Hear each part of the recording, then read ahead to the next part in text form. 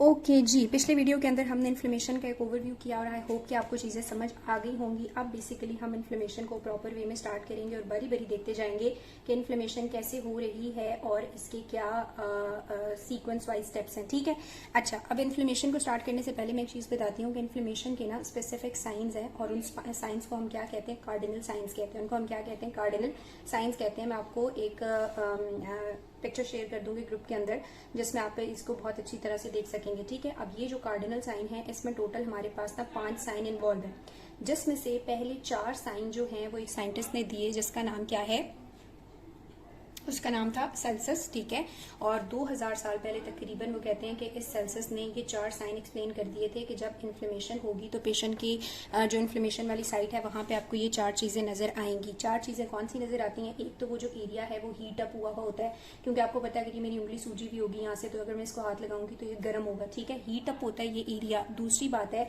इस एरिया के अंदर इन्फ्लेमेशन वाले एरिया में आपको क्या नजर आती है, रेडनेस नजर आती है, हीटनेस नजर आती है, रेडनेस नजर आती है। और थर्ड बात है, ये एरिया यहाँ से नॉर्मल होगा और अगर इन्फ्लेमेशन हुई तो ये यहाँ से उभरा हुआ होगा, यानी कि इसके अंदर क्या मिलेगी, स्वेलिंग मिलेगी। ठीक है, सो रेड होगा, हॉट होगा, स्वेल हुआ हुआ होगा और अगर मैं हाथ लगाऊंगी तो वो पेन कॉज करेगा। ये 4 साइन जो हैं वो सेल्सियस ने 2000 साल पहले तकरीबन एक्सप्लेन कर दिए थे। ये जो हीट है, रेडनेस है, स्वेलिंग है, पेन है, इनको स्पेसिफिक नाम दिए हुए हैं। इनके क्या नाम है? रेडनेस को हम कहते हैं कैलर, ठीक है, और हीट को हम कहते हैं कैलर, रेडनेस को हम कहते हैं र्यूबर। ठीक है, रेडनेस को हम क्या कहते हैं, रेडनेस से ही र्यूबर कहते हैं। स्वेलिंग को हम कहते हैं ट्यूमर और जो पेन है उसको हम क्या कहते हैं, डॉलर। ठीक है, पेन को हम क्या कहते हैं, डॉलर। सो कैलर, र्यूबर, ट्यूमर, डॉलर, ये 4 कार्डिनल साइन। फिर 5th कार्डिनल साइन जो है, जो फादर ऑफ पैथोलॉजी कहलाता है, विर्चू, उसने एक्सप्लेन किया। फादर ऑफ मॉडर्न पैथोलॉजी, इसने एक्सप्लेन किया 5th साइन और उसको हम क्या कहते हैं, फंक्शियोलेसिया, जिसका मतलब है लॉस ऑफ फंक्शन हो जाता है। फॉर एग्जांपल मैं इस फिंगर से लिखती हूँ लेकिन अगर इसकी स्वेलिंग हुई होगी तो मैं लिख तो नहीं सकूंगी, तो जो फंक्शन है वो क्या हो जाएगा, लॉस हो जाएगा। सो लॉस ऑफ फंक्शन हो जाएगा। ये 5 साइन आपसे वाइवा में पूछे जाते हैं कि इन्फ्लेमेशन के या फिर कार्डिनल साइन क्या होते हैं, तो आपने बताना है कार्डिनल साइन वो साइंस हैं जो अपॉन इन्फ्लेमेशन अपीयर होते हैं। इसके अंदर कैलर, र्यूबर, ट्यूमर, डॉलर और फंक्शिकोलीसिया भी आता है, फंक्टिशोलीसिया, जिसका मतलब है कि रेडनेस होती है, हीटनेस होती है, स्वेलिंग, पेन और लॉस ऑफ फंक्शन है। ठीक है जी, अब हम बात कर लेते हैं इन्फ्लेमेशन के सीक्वेंस वाइज स्टेप की। जैसे मैंने पीछे भी आपको बताया कि सबसे पहले अगर ये एंडोथीलियम है और इसके अंदर कोई चीज इन्वेड कर गई है या ये इंजर्ड हो गया है तो हमारे पास क्या होना है, सबसे पहले तो आपको स्टिमुलस का पता होना चाहिए कि कॉजेस का पता होना चाहिए कि वो कौन से कॉजेस हैं, वो कौन सी रीजंस हैं जिनकी वजह से इंजरी हो सकती है। अभी हम इसको डिस्कस करेंगे। नंबर 2, इस इंजरी और कॉज की क्या होनी है, रिकग्निशन होनी है। इसको क्या किया जाएगा, रिकग्नाइज किया जाएगा। सो हम देखेंगे कि कैसे इसकी रिकग्निशन होती है। थर्ड इंपॉर्टेंट बात यह है कि इसकी रिकग्निशन के बाद मैंने आपको बताया था क्या रिलीज होते हैं, कुछ इंपॉर्टेंट मेडिएटर रिलीज होते हैं। सो हम मेडिएटर्स के बारे में पढ़ेंगे। वो मेडिएटर्स जाके क्या करते हैं, वेसल्स के ऊपर एक्ट करते हैं और वेसल के अंदर चेंजेस आते हैं। ठीक है, तो हम देखेंगे कि हमारे पास जो वेस्कुलर चेंजेस हैं वो क्या हैं और वेस्कुलर चेंजेस के रिस्पॉन्ड में कुछ सेलुलर चेंजेस आते हैं, सेल्स यहाँ से मूव करते हैं। सो हमने वो सेलुलर चेंजेस भी देखने हैं। सेलुलर चेंजेस के बाद मैं आपको बताऊंगी कि किस तरह से यहाँ पे जब ये सेल्स आते हैं तो फेगोसाइटोसिस होती है और क्लियरेंस होती है। ठीक है, सो हमने आगे जाके क्या पढ़ना है, फेगोसाइटोसिस और जो क्लियरेंस का प्रोसेस है वो भी। तो अब ये बारी बारी चीजें मैं आपके साथ पढ़ूंगी। सबसे पहले हम स्टार्ट कर लेते हैं स्टिमुलस से कि स्टिमुलस क्या था, कॉज क्या था, इन्फ्लेमेशन हुई क्यों, इन्फ्लेमेशन क्यों हुई, इसकी क्या रीजंस थी, जो ये हमने डिस्कस करनी है। सबसे पहले हमारे पास क्या होगा, अच्छा, अब हम देखने लगे हैं कि हमारे पास जो कॉजेज हो सकते हैं जो इन्फ्लेमेशन इंड्यूस कराएंगे वो कॉजेज कौन से हैं। सबसे पहला कॉज जो है वो यहाँ पे हो सकता है इन्फेक्शन, और इन्फेक्शन जो है वो मोस्ट कॉमनेस्ट कॉज है। ठीक है, इन्फेक्शन मोस्ट कॉमनेस्ट कॉज है इन्फ्लेमेशन का। इन्फेक्शन किसका हो सकता है, बैक्टीरियल इन्फेक्शन हो सकता है, वायरल इन्फेक्शन हो सकता है, फंगल इन्फेक्शन हो सकता है, पैरासाइटिक इन्फेक्शन हो सकता है। इस इन्फेक्शन के रिस्पॉन्स में कहता है जो इन्फ्लेमेशन आती है ना, ये इन्फ्लेमेशन वेरी करेगी। हो सकता है ये इन्फ्लेमेशन बहुत माइल्ड सी हो, यानी आपको माइल्ड इन्फेक्शन हुआ है, माइल्ड सी इन्फ्लेमेशन थी और उस इन्फ्लेमेशन को ल्यूकोसाइट्स या न्यूट्रोफिल्स वगैरह ने क्लियर कर लिया और वो खत्म हो गई, या फिर ये इन्फ्लेमेशन जो है वो माइल्ड कंडीशन से बहुत सीवियर और क्रॉनिक और प्रोग्रेसिव फॉर्म में भी जा सकती है। सो जो इन्फ्लेमेशन होगी हमारे पास बैक्टीरिया, वायरस, फंजाई और पैरासाइट की वजह से वो माइल्ड से बहुत सीवियर फॉर्म की हो सकती है। सेकेंड कॉज क्या है इन्फ्लेमेशन का? सेकेंड कॉज है कि अगर जो एंडोथीलियम है उसमें नेक्रोसिस हुई हुई है, या आपका एंडोथीलियम है और यहाँ पे इसके अंदर क्या हुई है, नेक्रोसिस हुई हुई है, सेल डेथ हुई हुई है, ठीक है। अब ये नेक्रोसिस किसी भी रीजन की वजह से हो सकती है, मोस्ट कॉमन ये हाइपोक्सिया और इस्कीमिया की वजह से, या किसी फिजिकल एजेंट की वजह से, या केमिकल एजेंट की वजह से अगर ये नेक्रोसिस होगी तो ये जो इन्फ्लेमेशन इस्कीमिया होगा, चाहे वो इस्कीमिया नेक्रोसिस होगी, अब चाहे ये नेक्रोसिस इस्कीमिया की वजह से होगी, किसी फिजिकल ट्रोमा की वजह से, किसी केमिकल एजेंट की वजह से, इस नेक्रोसिस की वजह से कुछ ऐसे ट्रिगर्स रिलीज होते हैं, कुछ ऐसे मेडिएटर रिलीज होते हैं जो कि इन्फ्लेमेशन कॉज करते हैं।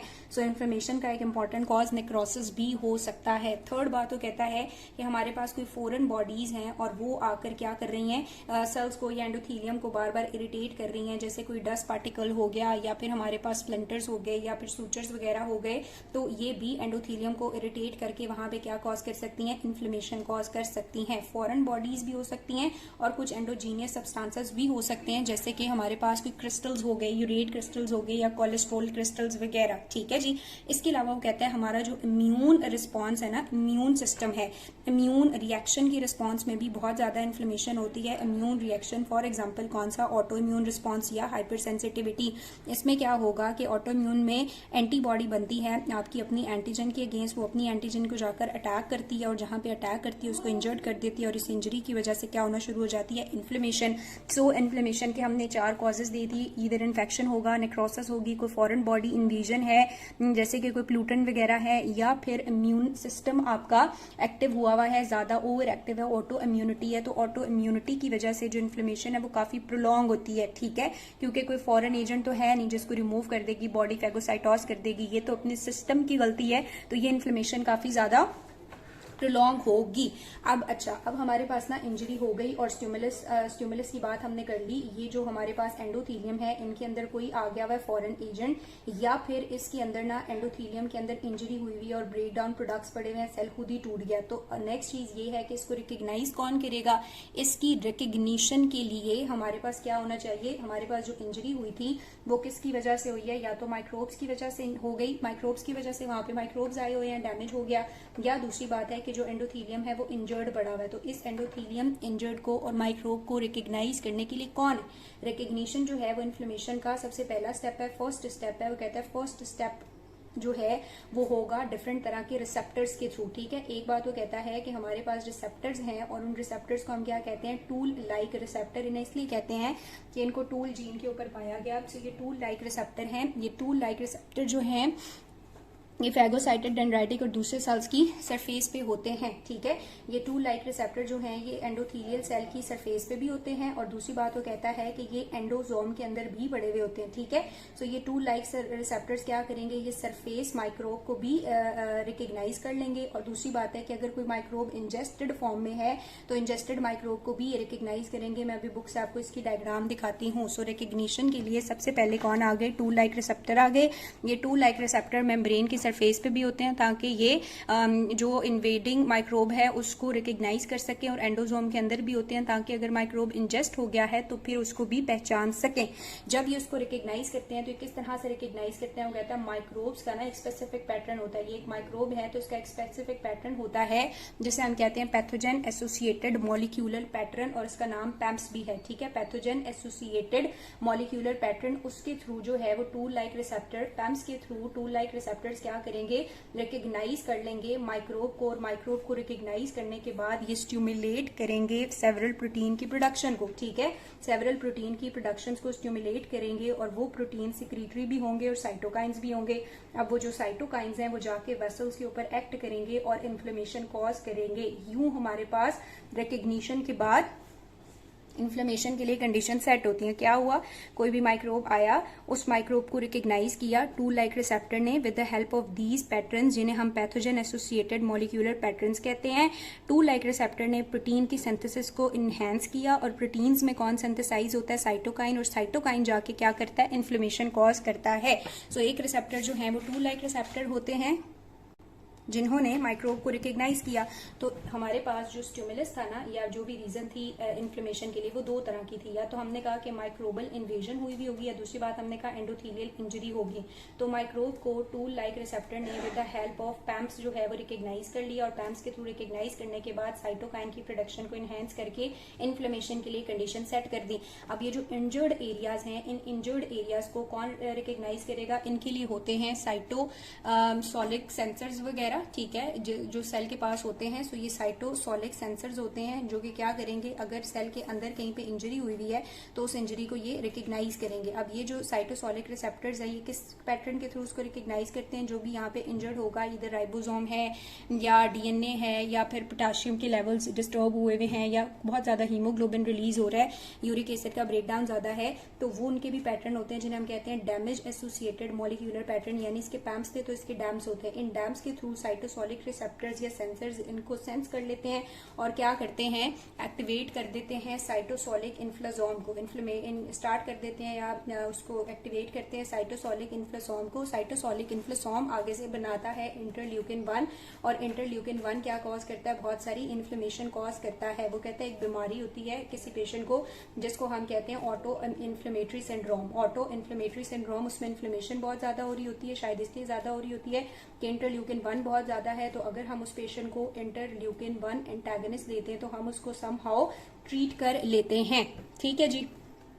थर्ड बात ये है कि हमारे पास उसकी रिकग्निशन के लिए कुछ सर्कुलेटरी प्रोटीन्स भी होते हैं। ठीक है, वो कहता है सर्कुलेटरी प्रोटीन्स भी होते हैं, और वो प्रोटीन्स भी क्या करते हैं, रिकग्नाइज करते हैं। जैसे कि एक एग्जांपल है हमारे पास सर्कुलेटरी प्रोटीन्स के अंदर कॉम्प्लीमेंट सिस्टम। ठीक है, और ये जो कॉम्प्लीमेंट सिस्टम है ये क्या बनाता है, ये हमारे पास बना रहा होता है mannose binding lectin. Mannose binding lectin, ये मेनोज बाइंडिंग लेक्टिन जो भी माइक्रोब है उसके शुगर पैटर्न के साथ बाइंड करती हैं और उसकी बाइंडिंग और फेगोसाइटोसिस कराती हैं। Same as mannose binding lectin के अलावा कोलेक्टिन्स भी होते हैं, और ये कोलेक्टिन्स भी क्या करती हैं, माइक्रोब को रिकग्नाइज करके उनकी फेगोसाइटोसिस कराती हैं। सो यूं हमने यहाँ पे जो दो स्टेप्स हैं इन्फ्लेमेशन के, सबसे पहला स्टेप के इन्फ्लेमेशन के कॉजेस क्या थे, और दूसरा जो स्टेप है कि उनको रिकग्नाइज किया जाए, इसको हमने पढ़ लिया। कॉजेस में मैंने आपको बताया कि कॉजेस में इन्फेक्शन हो सकता है, उसके अलावा हमने कहा इंजरी हो सकती है, या फिर कोई फॉरेन बॉडीज हो सकती हैं, या ऑटो इम्यूनिटी हो सकती है। और रिकग्निशन 3 तरीकों से होती है।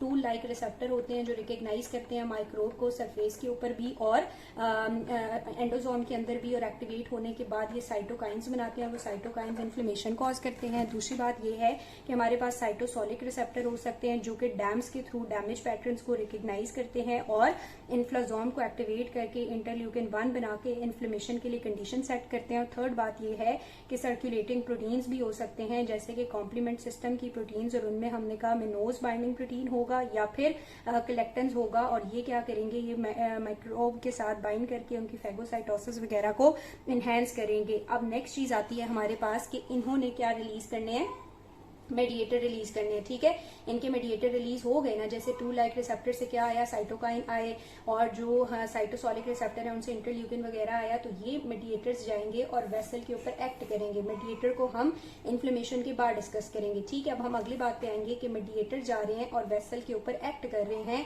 तो वेसल के अंदर दो तरह के चेंजेस आएंगे। एक आएंगे वेस्कुलर चेंजेस, ठीक है, एक क्या आएंगे वेस्कुलर चेंजेस, और दूसरे आएंगे सेलुलर चेंजेस। तो अब हम ये बात करेंगे कि ये चेंजेस कौन से आए, कॉज हो गया, रिकग्निशन होगी, मेडिएटर हो गए, वेसल तक बात आ गई, और ये चीज जो है वो सबसे ज्यादा इंपॉर्टेंट है।